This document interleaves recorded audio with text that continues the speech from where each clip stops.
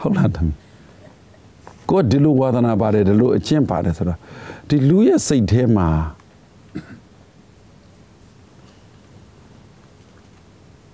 ဘုံမဒီစကားအတတ်ပညာကိုခုထိလေ့လာတော့မှာပဲဒီသမီးတို့သားတို့ဒီလူတွေအရွယ်ခဏတာအိမ်အောင်သေးတွေမှာ40ကျော်50လောက်ရောက်လာရင်ဒီဇနီးမယားကဒီခင်မွန်းယောက်ျားကိုဒီခင်မွန်းယောက်ျားကဒီဇနီးမယားကိုတလုံးလေးပြောလိုက်လို့စကားလေးတလုံးပြောလိုက်လို့ဟိုဘက်ကလူဆိုဖြစ်သွားရင်ကိုချိန်နှက်တာအဲ့ဒီစကလုံးပဲရွေးနေတယ်အဲ့ဒီစကလုံးပဲစဉ်းစားနေတယ်အဲ့ဒါတွေပဲ story လောက်ထားတယ် story လောက်ထားတယ်ဘယ်လောက်ကြောက်စရာကောင်းတော့တပြင်းရပါတယ်ဒါပေမဲ့ဟုတ်လား40ကျော်50ဆိုတော့တော့60ကျော်သွားရင်တော့ပြောကိုမပြောလဲမကြည့်တော့ဒီအစိတ်လောက်တုန်းကတော့အမလီတယောက်နဲ့တယောက်ပြောနေတာနားအောင်မပြောဟဲ့မုံလေးသွားစားရင်ကိုဟဲ့ဘာစားမလဲလက်ဖက်ရည်ကော်ဖီလားမင်းကဘာလို့ငါလက်ဖက်ရည်ငါလည်းလက်ဖက်ရည်ကျမတော့ကော်ဖီငါလည်းကော်ဖီနည်းနည်းလေး30ကျော်40လောက်ရောက်လာတော့ငါလက်ဖက်ရည်ဆိုငါတော့မဟုတ်ငါပဲဒီပင်ကိုတဲ့ကိုဓာတ်ကိုကသူနဲ့ပြောရင်အဆင်မပြေဘူးဆိုရင်မပြောပါနဲ့စိတ်ကိုသူ့ပေါ်အဆင်မပြေဘူးလေမပြောပါနဲ့သူနဲ့ပြောမှအဆင်ပြေမှာဆိုပြောပါလေဒါအဆင်ပြေအောင်ပြောတဲ့နီးပေါ့ဒါပေမဲ့နှမျိုးလုံးတော့ကျင့်နေကန့်လန့်တိုက်တာဆိုမတည့်တဲ့သူနဲ့ပြောအဆင်ပြေတယ်ဆိုရင်အဆင်ပြေတဲ့သူနဲ့ပြောလာရောညီတွေဖြစ်တော့ဟုတ်ပလားတကယ်ပါကိုအကြောင်းကိုသိရင်ပြောပါငါတို့စကားပြောမတတ်ဘူးနော်ငါပြောရင်နင်တို့နာမှာနော်မတက်လို့သာပဲတက်မြတ်တက်ရင်လေပင်ဖြတ်မှာစကားနဲ့အဲ့လိုပေါ့ကဲပြောဘာသူပြောမလဲပြောဟုတ်ပြီဖေမင်္ဂလာပါဖေတပည့်တော်စကားလေးနှစ်ခုမေးချင်ပါတယ်ဖေဒီစကားတွေကတော့များသောအားဖြင့်လူကြီးတွေကနေပြီးတော့လူငယ်တွေကိုပြန်ပြောတဲ့စကားလေးတွေပါမင်းကလည်းကွာစကားပြောတာဟိုပရိယေကျွဲလိုက်တာအဲ့တခွန်းရေမင်းပြောလိုက်တဲ့စကားမင်းပြောလိုက်တဲ့စကားလေးကစကားဟိုပရိယေကျွဲတာတစ်မျိုးပေါ့ဖေနောက်တစ်မျိုးကကြတော့မင်းစကားမင်းပြောတာစကားကျွဲတယ်ကွာအဲ့ဒီစကားကျွဲတာနဲ့ပရိယေကျွဲတဲ့စကားလုံးလေးရဲ့အထိပ္ပယ်ကိုတပည့်တော်သိချင်ပါတယ်ဖေအဲ့လေးကိုခွဲခြားပြီးတော့တပည့်တော်မိတ်ချပေးပါဖေကျေးဇူးတင်ပါတယ်ဖေစကားကျွဲတာနဲ့ပရိယေကျွဲတာပရိယေဆိုတာဒီလွယ်ပြောရင်တော့တူတယ်လို့ရောချလိုက်ရင်တော့ရတာပေါ့မေးတဲ့သူက तू မတူဘူးထင်လို့မေးတာအဲ့တော့ဖြေတဲ့ဘုံမတူတူပါပဲကိုယ့်ရဲ့စကားကြွယ်တာလဲစကားပရိယေကြွယ်တာပေါ့လို့ဖြေလိုက်ရင် तू စိတ်ထဲကြည်နေမှာမဟုတ်ဘူးအဲ့လို့ဆိုရင်မေးတာကမေးတဲ့သူကမတူဘူးသဘောမျိုးနဲ့မေးတာမေးတော့ကိုကမတူဘူးသဘောပြောရမှာစကားပရိယေကြွယ်တာနဲ့စကားဝေါဟာရကြွယ်တာနဲ့ကွာသွားတယ်ပရိယေလိုမျိုးစကလုံးတစ်လုံးကောက်ထည့်ပေးရမှာဝေါဟာရကြွယ်တယ်ဆိုတာလည်းနှစ်မျိုးရှိသွားပြန်တယ်အဖြူပြောရင်အမဲပြောနိုင်ရတယ်အနဲ့ပြောရင်ဖြူပြောဟုတ်ပြီလေအနဲ့နဲ့အမဲနဲ့ကိုဝေါဟာရဖလှယ်ထားရင်အဖြူကိုဘာနဲ့ဖယ်မလဲအနဲ့ကိုအဖြူဆိုရင်အဖြူကိုအမဲနဲ့ဆန့်ကျင်ပဲပြောထားရင်အမဲနေရအနဲ့သုံးလိုက်တဲ့ခါမှာအဖြူနေရကိုအဖွေးသုံးရတယ်ဒါကဝေါဟာရကျွေတယ်ဆိုတာဆန့်ကျင်ဘက်စကလုံးကိုလည်းသိထားတယ်ဟိုအင်္ဂလိပ်လိုပြောရင်တော့ synonym ပေါ့ဒီစကလုံးရဲ့အဓိပ္ပာယ်တူတွေအနဲ့အမဲအဖြူနဲ့အဖွေးနဲ့ဒါဆိုအနဲ့နဲ့အမဲနဲ့စကလုံးတူတယ်လို့ထင်မိမဲ့သူအင်ကြီးအနဲ့ဝတ်လာတယ်ဟေးဆိုသူအင်ကြီးအမဲကြီးဆိုတာရကွာသွားပြန်တယ်တာမန်သုံးရင်တော့တူတယ်လေအနဲ့နဲ့အမဲနဲ့အနဲ့ကလည်းမောင်းနေတာပဲအမဲကလည်း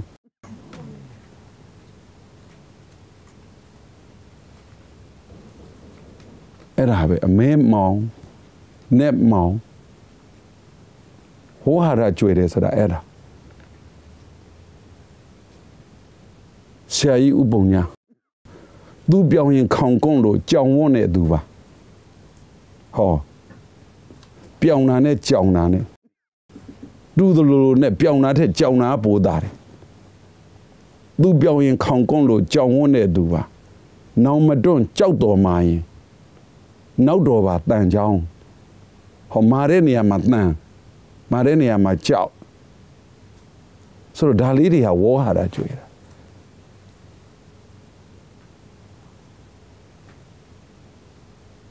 အဲ့တော့တကယ်စကားအတက်ပညာကိုလေ့လာတဲ့အခါမှာဝေါ်ဟာတာလေးကျွေးရဝေါ်ဟာတာလေးကျွေးရတယ်ပြောရင်တော့ဘယ်ကုန်နိုင်မှာတုံးလေဒါဆိုဟိုနီးလောက်ပဲပေးတာပေါ့ပရိယေကြတော့ပြောပုံဆိုပုံဟုတ်တာပေါ့ဟုတ်ပါတယ်တစ်ဖက်ကကိုနိုင်လိုမင်းတက်နဲ့အတင်းအာရမဒေါ်ကြီးမော်ကြီးနဲ့ပြောဖို့လာလဲပြောပြီးဆိုဟုတ်ပါတယ်အေးဟုတ်တယ်အဲ့လိုဟုတ်တယ်နင်းထင်တယ်လို့ဟုတ်တယ်ဟုတ်တာပေါ့ငါ့ကိုကအဲ့လိုပရိယေဆိုတာစကားကိုအနိုင်ပြောတဲ့အခါမှာရည်နဲ့ကြောက်နဲ့ထိတ်တိုက်တွေ့ရင်ဘယ်သူနိုင်တယ်လဲဟုတ်တယ်မလားရေးနိုင်တာပေါ့ရည်နဲ့ကြောက်နဲ့ထိတ်တိုက်တွေ့ရင်ဘယ်သူနိုင်တယ်လဲအမားနဲ့အပြော့နဲ့ထိတ်တိုက်တွေ့ရင်ဘယ်သူနိုင်တယ်လဲစကမာနဲ့စကပြော့နဲ့ထိတ်တိုက်တွေ့ရင်ဘယ်သူနိုင်တယ်လဲဟုတ်တာပေါ့အေးလေဟုတ်တယ်ဟုတ်တာပေါ့ငါအဲ့လိုထင်ကြတာဟုတ်တယ်မင်းထင်တာလည်းမှန်တာပဲနင်းထင်တာဟုတ်တာပေါ့ငါအဲ့လိုလည်းပြောကြတာနင်းမဟုတ်တရွာလုံးကငါအဲ့လိုပြောတာဟိုကဘာလုံးဟမှန်းကိုအဲ့ဒါကြပရိယေလေစကလုံးမဟုတ်ဘူးလေအနိုင်ရှုံးပြောတဲ့အခါစကလုံးကိုဟာတာကြွေတာတတ်စကားအသုံးပရိယေကြွေတာကတတ်စကားအသုံးဝဟာတာကြွေတာကတတ်စကားပြောပုံပရိယေကြွေတာကတတ်ရှိအခန်းနေမှာလည်းပြောခဲ့ဘူးပါတယ်နှစ်ပါးတော့ကတယ်လို့စကားပြောဘူးသလားအပေးနဲ့အယူနဲ့တစ်ဖက်ကထပြီးကလိုက်ရင်တစ်ဖက်ကထိုင်ပြီးတာတစ်ဖက်ကလမ်းဆွဲလိုက်လို့ရှိရင်ဟိုဘက်ကလိုက်လာပြီးတာတကယ်ကိုစကားအတတ်ပညာကိုစကားနှစ်ဦးပြောနေတဲ့အခါမှာဟိုအနုပညာဝါဒနာပါလို့ဇက်ပွဲဝါဒနာပါလို့နှစ်ပါးသွားကကြည်ရတယ်လို့ကိုနှစ်ပါးသွားအကကြည်ရတယ်လို့ကိုအရသာရှိနေတာမျိုးအဲ့ဒါပါလေဆိုတော့ပရိယေများကြီးပေါ့အိုးစကားပြောတတ်လိုက်တော့ကြည်စမ်းနှစ်ပါးသွားမကမို့လို့ကြည်သူကနေအခါမှာဘလူးကနေအခါမှာတကယ်ကိုကြမ်းကြမ်းတမ်းဆိုင်ရောပါရောအကုန်လုံးပတ်ဝန်းကျင်ကြီးတစ်ခုလုံးဟာအကုန်လုံးငြိမ်သူတယောက်တည်းအတန်သူတယောက်တည်းဟန်မရှိသလိုစကားပြောတတ်တဲ့အခါကြတော့လေသူတယောက်တည်းကိုဘလူးဆိုင်တီးပြီးကနေသလိုအတန်ကျမ်းတာမဟုတ်ဘူးနော်စကလုံးသုံးပုံပြောပုံဆိုဟန်ဟာတကယ်ကိုဘလူးကြီးတကောင်စပွဲထဲမှာဘလူးကြီးကတာမျိုးကြည့်လို့ခံစားရတယ်လို့ကိုသူပြောနေတဲ့စကားရဲ့ဟန်ရဲ့မှန်ရဲ့စကားလှုပ်ရှားပုံရဲ့ဘယ်သူမှသူပြောနေတဲ့အချိန်မှာဝင်လို့မရဲပဲငြိမ့်နေကြတာရဲ့ဖေဇော်ကြီးကပြန်တော့အိုးသူကတာလေးကြည့်ပြီးကိုယ်ပဲကောင်းခင်ကိုလိုက်ပါသွားသလိုမျိုးစပွဲကြည့်ရတာတကယ်စကားပြောတဲ့အခါမှာသူပြောတဲ့အခါမှာကိုယ်စကားနောက်လိုက်ပြီးတော့ကိုတိုင်းကိုကဟဲဆိုပြီးတော့အဲ့လိုပြောပြတာလားအဲ့ဒါပရိယေကျွဲတာဖုံဆိုရင်တော့အဲ့လိုလေးခွဲပြမှာပေါ့ဟုတ်ဗျာနောက်တစ်ခုကဟိုစကားကျွဲတယ်ဆိုတာတပေါ်တစ်ခုအမေပြောလိုက်တဲ့မင်းကစကားကျွဲလိုက်တာကွာလူကြီးတွေအများတော့အဖြစ်ပြန်ပြောကြတယ်ဗျာအဲ့စကားလေးကြတော့ဗျာအဲ့ဒါကမကြိုက်တဲ့အတန်ပဲလားကြိုက်တဲ့အတန်ပဲလားကြိုက်တဲ့ဘက်ကတူတန်ကိုဘယ်လိုလက်ခံထားလဲပြောလိုက်တဲ့စကားကြွေတယ်လို့လူတယောက်ကလူတယောက်ကိုပြောရင်ဒီမှာကိုကိုအပြောခံရရင်ကိုကိုချီးမွမ်းတဲ့စကားလုံးအတန်မျိုးနဲ့စကားကြွေတယ်လို့ပြောတာလားမင်းလည်းစကားကြွေတာကွာ ချီးမွမ်းတဲ့အတန်မျိုးနဲ့ပဲပြောတာတွေများပါတယ်ဗျာ ချီးမွမ်းတဲ့အတန်မျိုးနဲ့ဆိုရင်ခုနဟာမျိုးပဲ တင်ပါပါဗျာ ပြောတတ်တာသုံးတတ်တာအဲ့ဒါတော့ဘုံဘုံပထမပိုင်းပြောသလိုပဲစကားကျွေတာရဲ့စကားပရိယေကျွေတာရဲ့တူတူပဲဆိုတဲ့ထဲသွားတယ် တင်ပါပါဗျာ ဟန်လဲသုံးတတ်တယ်စကလုံးလဲသုံးတတ်တယ်အဲ့ဒါမျိုးကိုရောပြီးတော့လူတွေကစကားကျွေတယ်လို့သုံးတာဒါမို့ပထမမေးတော့ကတော့နှမျိုးမတူဘူးဆိုတဲ့စိတ်နဲ့မေးတယ်ထင်လို့မတူတဲ့ line ပြောမယ်တူတဲ့ line ပြောရင်တော့စကားကျွေတာနဲ့စကားပရိယေကျွေတာနဲ့တူတူပဲစကလုံးလဲသုံးတတ်တယ်ပြောဟန်ဆိုရလဲပြောတတ်တယ်အဲ့ဒါမျိုးစကားကျွေတယ်ခေါ်တာဒါအကောင်းဘက်ကိုပြောတာတခါလေကြတော့မင်းလည်းစကားကျွေတာကွာဆိုရင်နောက်ဆက်ကပါလာတော့မင်းနဲ့ပြောကိုမပြောချင်ဘူးမင်းနဲ့ပြောနိုင်ကိုမနိုင်ဘူးဆိုတော့အဲ့ဒါလိုမျိုးစကားကျွေတာကြတော့အတိတ်ပဲတမျိုးဖြစ်သွားတယ်တင်ပါပါဟုတ်ပလားတင်ပါပါဗျာကျေးဇူးတင်ပါတယ်ဗျာ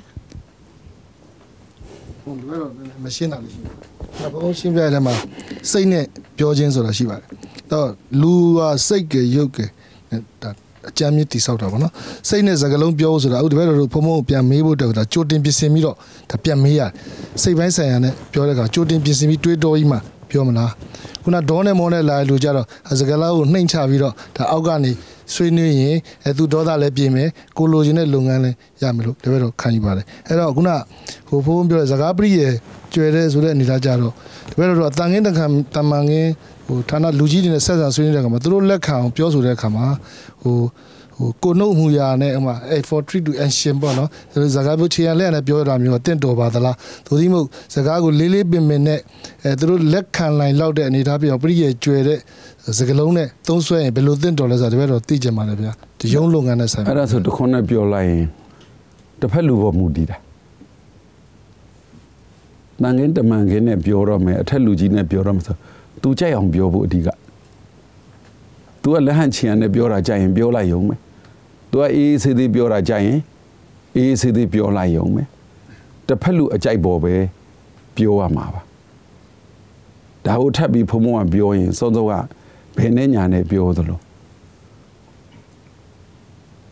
စကားတတ်ပညာမှာ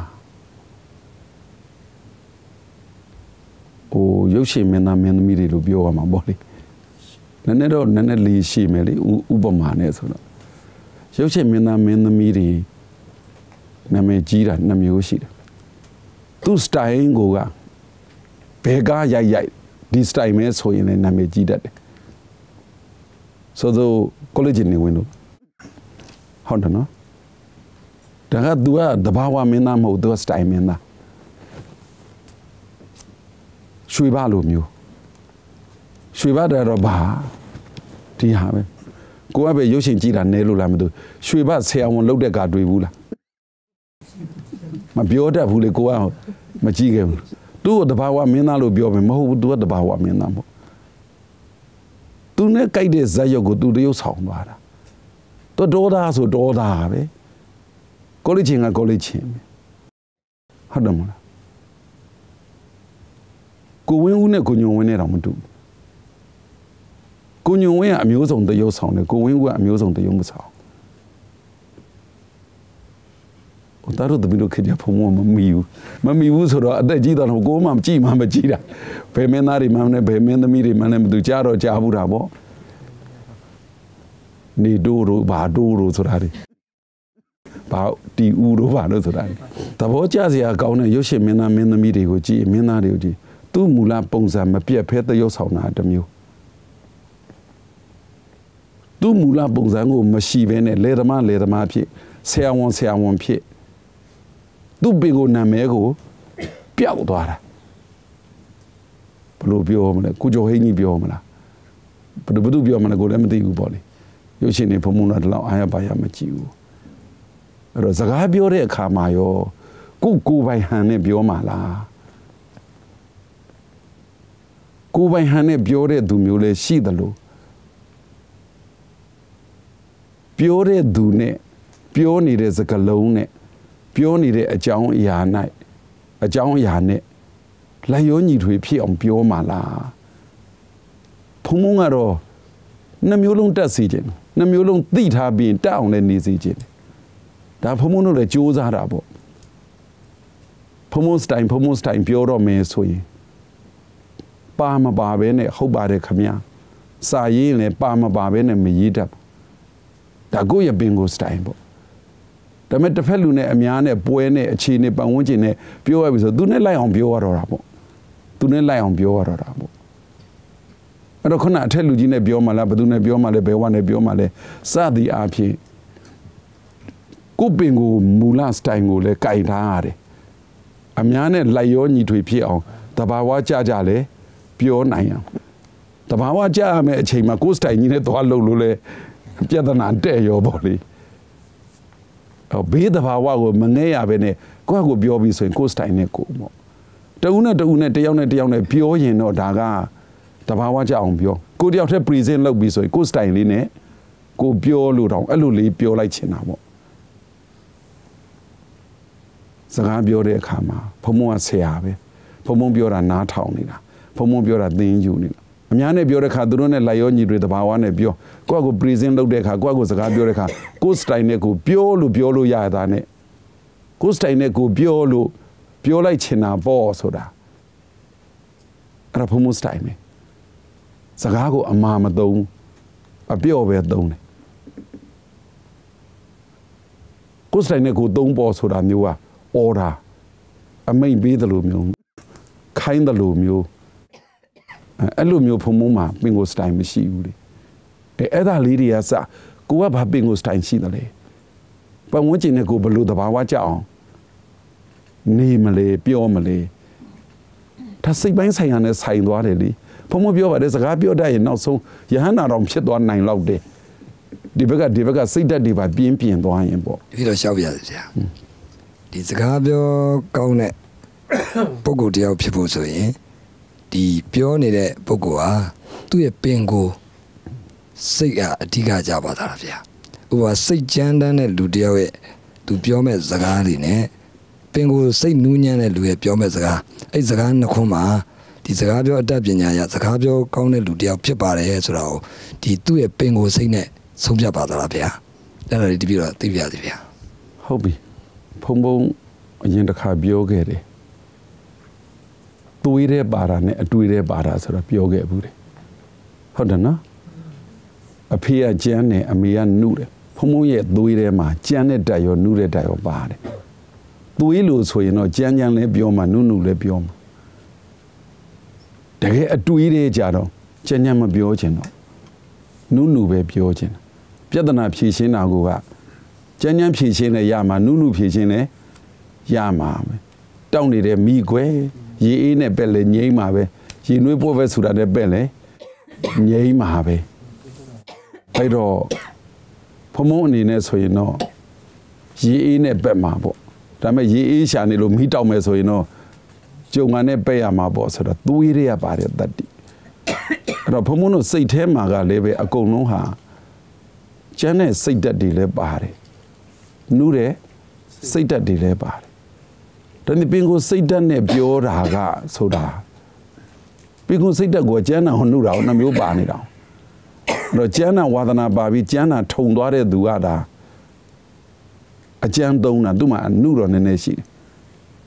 နှုတာဝါဒနာပါတဲ့သူကဒါစကားအနှုသုံးသွားတာကျမ်းနာလည်းသူထဲမှာတော့ရှိတယ်သွေးအနေနဲ့ပေါ့စပြောလိုက်တဲ့စကားကိုယ်စိတ်ပေါ်မူတည်သလားဆိုတဲ့ဒီမေးတဲ့ထဲမှာပါတဲ့စကားကတော့စိတ်ပေါ်မူတည်ပါတယ်စိတ်ကအကြံရောအနုရောနှမျိုးရှိပါတယ်အဲ့ဒီစိတ်ပေါ်မှာအသိဉာဏ်ရှိပြီးတော့ဘလို့လုတ်ပေးတဲ့တယ်လေကြမ်းတဲ့ရင်ကြမ်းနှုတဲ့ရင်နှုဆိုတာတဲ့တကယ်တမ်းကြတော့ဖုံမုံကိုပင်ကိုသွေးရကျမ်းနာမကြိုက်ဘူးနဲ့တူတယ်ပါတာပါပဲကျမ်းနာတော့နှုတာလည်းပါတာပါပဲအတတ်ပညာမှာကတော့အတတ်ပညာမှာလည်းအသိဉာဏ်ရှိရတာလေအသိပညာမှာလည်းအသိဉာဏ်ရှိရတာအတတ်ပညာတစ်ခုသင်တဲ့အခါမှာကြတော့အသိဉာဏ်ထိုက်တဲ့လောက်ရှိပြီးတော့အလေးအကျင့်များအဲ့ဒါအတတ်ပညာအသိပညာကြတော့အသိဉာဏ်ကြီးမားပြီးတော့အလေးအကျင့်ကဗราဏမဟုတ်တော့အဲ့ဒါကအသိပညာပေါ့အဲ့လိုဆိုတော့ကိုယ်တန်တန်မှာအသိဉာဏ်ဘယ်လောက်ရှိသလဲ စိတ်ကတော့ဗราဏဟုတ်တယ်အဲ့ဒီစိတ်ကြီးပဲနေလို့မရဘူးစိတ်ပေါ်မူတည်ပြီးတော့အသိဉာဏ်နဲ့ပါတွားကြရမှာဟုတ်အဲ့လိုပဲဖြေလိုက်ချင်တယ်လေဟောကြည့်ပါလားအကျင့်ကိုကဖုံဖုံအကျင့်ကိုကဖြေပြီးနေပြီအဲ့လိုပဲဖြေလိုက်ချင်တယ်လေဆိုမဟုတ်ဘူးလို့ညင်းလာရင်ကိုယ့်ဘက်ကအစင်းနေတယ်ဖြေုံပဲဖြေလိုက်ချင်တယ်လို့ပြောတာဖြေလိုက်ပြီလို့မပြောဘူးစကားပြောတဲ့အခါမှာသူများကြိုးချီမခံနဲ့သူများကြိုးခွင်းနဲ့လေပင်တော့အစွတ်မခံနဲ့နောက်မှပြောကြတာပေါ့လေကဲတစ်ချိန်ပြည့်သွား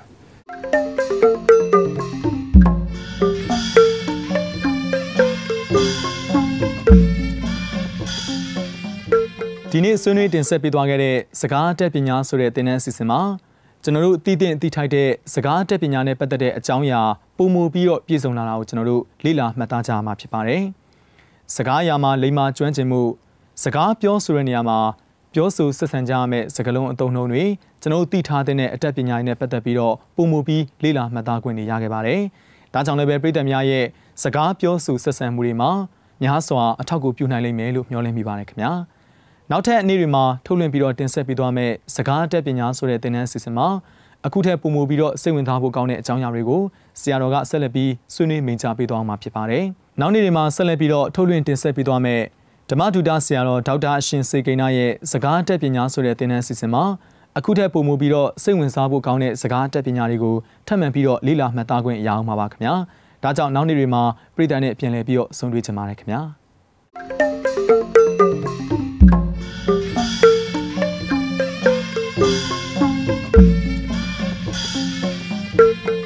ဗျာတတိတော့လေအလုံးသူများတဲ့ကိုယ်ဝိုင်းရွယ်နေတဲ့အချိန်ဆိုဘလို့ပြန်ပြောရမှန်းမသိဘူးဗျာညင်ပြီးခံလာရတယ်အဲ့ဆိုဘလို့နေရမလဲလို့သိချင်လို့ပါဗျာဘလို့နေရမလဲဗလားဘလို့ပြန်ပြောရမလဲဘလို့ပြန်ပြောရမလဲပေါ့ဗျာသူတို့နိုင်အောင်လို့ဗျာဟုတ်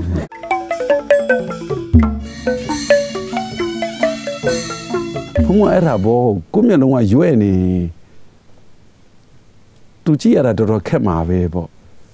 ခုလည်းပဲဒီသမီးကပြောတယ်လေသူ့အကုန်လုံးကရွဲ့နေတယ်ဆိုတာဟိုကရွဲ့တာလားသူ့စိတ်ကပဲစောင်းနေတာလားဆိုတာကစပြောရမှာပေါ့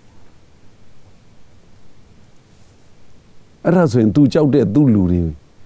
ခြေနဲ့သွားမှာဟုတ်လားလူတယောက်ကိုရွဲ့နေတယ်ဆိုတာဒီ तू ကတကယ်ရွဲ့နေတာလားကိုကထင်တာလား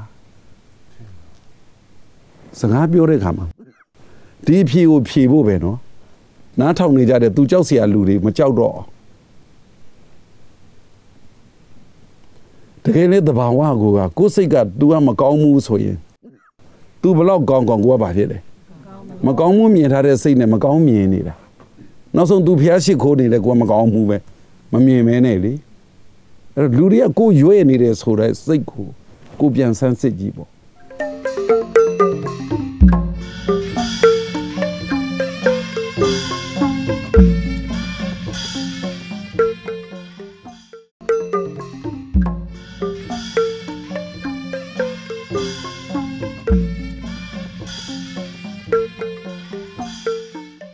ပရိသတ်များအားလုံးပဲမင်္ဂလာပေါင်းနဲ့ပြည့်စုံကြပါစေလို့ပထမဦးစွာနှုတ်ခွန်းဆက်တာပါတယ်ခင်ဗျာဓမ္မဒုတဆရာတော်ဒေါက်တာအရှင်စေကိန်းရဲ့စကားအတတ်ပညာဆိုတဲ့သင်တန်းအစီအစဉ်မှာပရိသတ်များနဲ့အတော်လေးရှင်းနှီးခဲ့ပြီလို့ထင်ပါတယ်ဒီအစီအစဉ်ကိုအပတ်စဉ်ထုတ်လွှင့်ပြီးတော့တင်ဆက်ပေးတဲ့အခါမှာပါဝင်တင်ဆက်ကြတဲ့ဆွေးနွေးကြတဲ့သင်တန်းသားသင်တန်းသူတွေရဲ့ဆွေးနွေးပြောကြားချက်တွေနဲ့အတူဆရာတော်ရဲ့ပြန်လည်ပြီးတော့ဆွေးနွေးဖြေကြားပေးမှုတွေဆရာတော်သင်ပေးထားတဲ့စကားအတတ်ပညာနဲ့ပတ်သက်ပြီးတော့သင်တန်းသားသင်တန်းသူတွေရဲ့အမြင်တွေရှုထောင့်ပေါင်းစုံကနေပြီးတော့ကျွန်တော်တို့လေ့လာခွင့်ရခဲ့ပါတယ်ခင်ဗျာကျွန်တော်တို့နေ့စဉ်ပြောဆိုနေကြတဲ့စကားအရာမှာကျွန်တော်တို့တွေလိမ္မာကျွမ်းကျင်လာအောင်ဆရာတော်ရဲ့စကားအတတ်ပညာဆိုတဲ့သင်တန်းအစီအစဉ်ကနေပြီးတော့ရှုထောင့်ပေါင်းစုံဘက်ပေါင်းစုံကနေပြီးတော့ကျွန်တော်တို့လေ့လာမှတ်သားခွင့်တွေရခဲ့ပါတယ်ဒီနေ့ဆက်လက်ပြီးတော့တင်ဆက်ပေးခြင်းနဲ့ဓမ္မဒုတဆရာတော်ဒေါက်တာအရှင်စေကိန်းရဲ့စကားတက်ပညာဆိုတဲ့သင်တန်းအစီအစဉ်မှာလည်းကျွန်တော်တို့ဘယ်လိုမျိုးတိမှတ်ဖွယ်ရာဖျားတွေပါဝင်လာအောင်မလဲဆိုတာအတူတကွနာယူမှတ်သားကြအောင်ပါခင်ဗျာ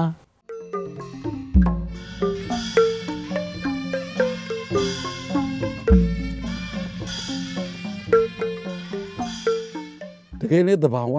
ကိုစိတ်က तू ကမကောင်းဘူးဆိုရင် तू ဘလောက်ကောင်းကောင်းကိုကဘာဖြစ်လဲမကောင်းမှုမြင်ထားတဲ့စိတ်နဲ့မကောင်းမြင်နေတာနောက်ဆုံး तू ဖျားရှိခိုးနေလဲကိုကမကောင်းဘူးပဲမ မြင်မဲနဲ့လေအဲ့တော့လူတွေကကိုရွဲ့နေတယ်ဆိုတဲ့စိတ်ကိုပြန်ဆန်းစစ်ကြည့်ပေါ့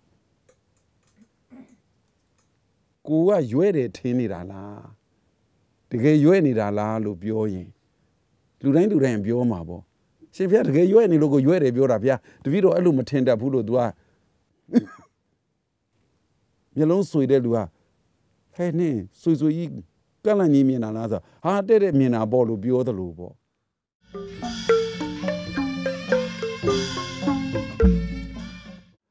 အိုးရွယ်ဆလောင်းရွယ်ဆိုတာစကားပုံတကယ်အလုံးလုံးမှာအိုးရွယ်ရင်ခွဲပြစ်ဆလောင်းရွယ်ရင်ခွဲပြစ်ဘာလို့ဆိုအတဲ့နဲ့နေလို့မရဘူးလေအိုးရွယ်အတဲ့နဲ့ဖုံးထိုင်လေထွက်ပြီးဘာမှမကြက်တော့ဘူးလေဆလောင်းရွယ်လေအတဲ့သွားဖုံးရင်ဘလို့မှမရတော့အဲ့တော့သမီးဘလို့စကားပြောမလဲဆိုရင်ပထမဦးဆုံးကိုယ်စိတ်ကိုကငါရွဲ့နေတာပါလားလို့ထင်တတ်တဲ့ကိုယ်ရွဲ့နေတဲ့စိတ်ကိုအရင်ပြင်လိုက်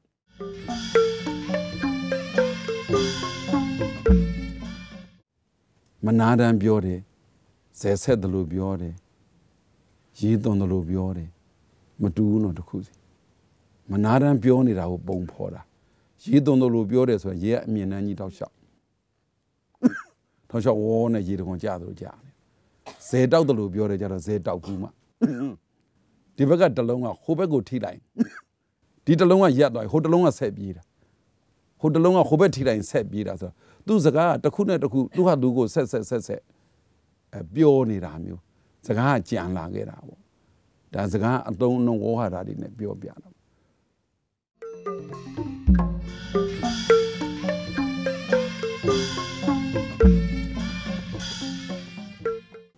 စကားအတတ်ပညာဆိုပြီးတော့သင်တန်းပို့ချတယ်လို့တော့ထင်ကြတာပေါ့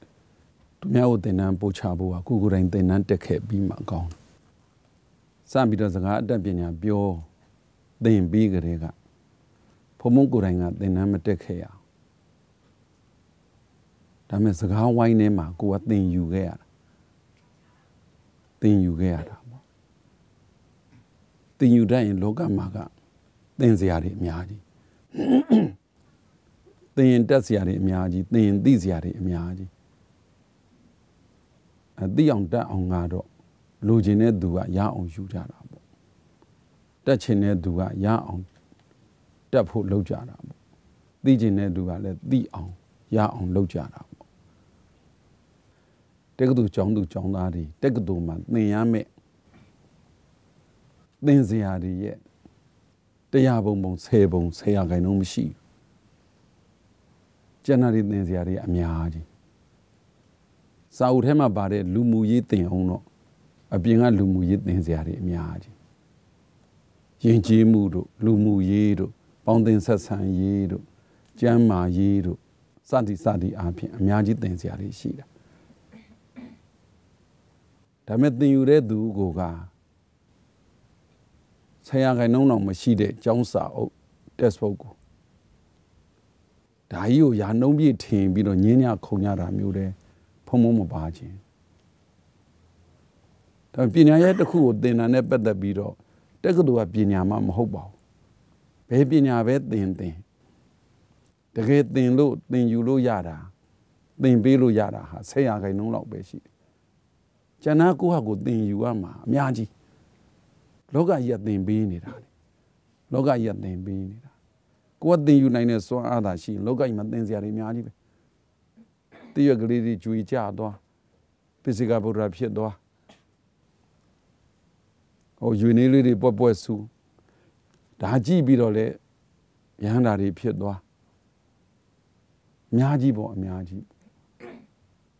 အသင်ပေးတဲ့သူနဲ့သင်ယူတဲ့ပုဂ္ဂိုလ်မှာသင်ပေးတဲ့ပုဂ္ဂိုလ်ကအဓိကကြတယ်လို့သတ်မှတ်ခဲ့တဲ့စနစ်ရှိသလိုသင်ယူတဲ့ပုဂ္ဂိုလ်ကအဓိကကြတယ်ဆိုတာကိုနားလည်အောင်ပြောဖို့ကတော့နားမဝင်ကြစကားပြောတဲ့အခါမှာနားထောင်တဲ့သူရီအောင်ပြောမှလားငိုအောင်ပြောမှလားဒါဆိုရင်ခံစားရအောင်ပြောတာပေါ့မှတ်သားအောင်ပြောမှလားရေးအောင်ပြောမှလားစောက်ထဲရေးပြီးတော့ပြစ်ထားတာပါတကယ်ကိုနားတဲ့စိတ်ထဲဝင်ပြီးတော့တစ်သက်လုံးမမေ့အောင်ထိပြောမှလားပြောတဲ့သူဘက်ကအဲ့လိုပြောပြီးမဲ့ ယူတဲ့သူဘက်ကဘယ်လောက်ထိယူမှာလဲတကယ်ကိုပြောတဲ့ပုံမှာတကယ်ခံစားသွားသလားတကယ်ငိုစရာကောင်းသွားသလားရည်စရာကောင်းသွားသလားကဲပြောပြပါဦးစကားလေးတစ်ခွန်းတော့